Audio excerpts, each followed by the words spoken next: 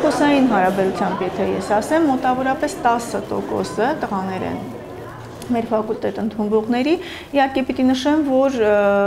վերջի տարիներին համեմատած նախորդ տարիների շատ ավելի է տղաների հոսքը դեպի ժուրնալիստիկա մասնագիտություն, նաև խոստովանեմ, որ ընդհանուր թիվն է ավելացել ժուրնալիստիկայի ֆակուլտետ դիմորդների, հնարավոր է դրանով է կապված, այսինքն հարաբերակցությունը տղաների եւ աղջիկների գրեթե պահպանվել է այս առումով։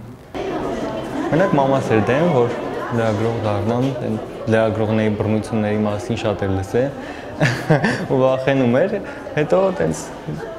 համակերպվեց այդ մտքի հետ, որ ես էլ եմ լրագրող դառնալու ու գուցե ես էլ բռնության ենթարկվեմ մի օր, իհարկե տենց դեպք դեռ չի եղել, բայց դե սպասվում է։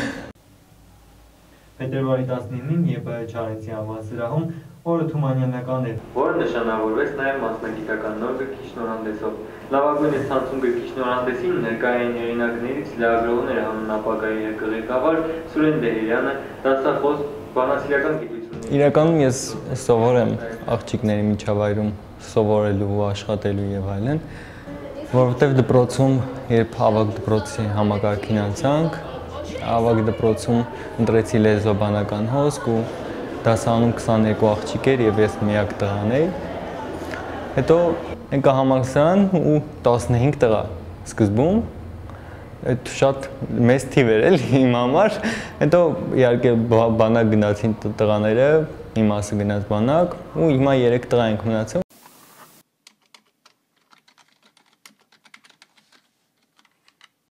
Քանի որ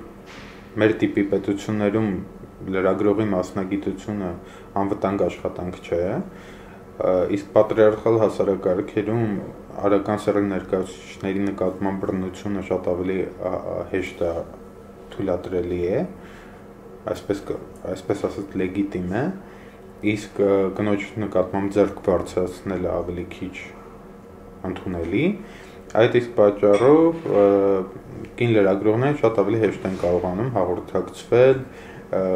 քաղաքական հասարակական այն շերտերի հետ, որոնք իրականում վտանգավոր են լրագրողի մասնագիտական տեսանկյունից լրագրողի մասնագիտական աշխատանքը կատարելու ընթացքում։ Բանն այն է, որ մեր հասարակության մեջ որոշակի դերեր են սահմանված կանանց եւ տղամարդկանց համար եւ ըստ այդ սահմանված դերերի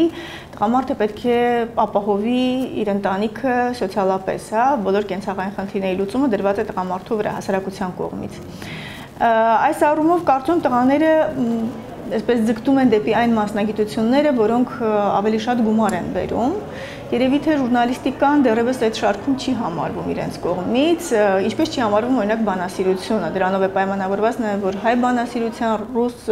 բանասիրության կամ ռոմանագերմանական բանասիրության ֆակուլտետներում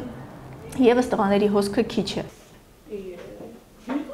Հա մասնագիտություն ընտրելուց հաշվի առել եմ, որ հնարավոր է սոցիալական բարդ վիճակներում հայտնվում եմ լրագրող լինելով, բայց այդ էլ է ընդհանրապես կարծրատիպ, որովհետև հիմա ես իմ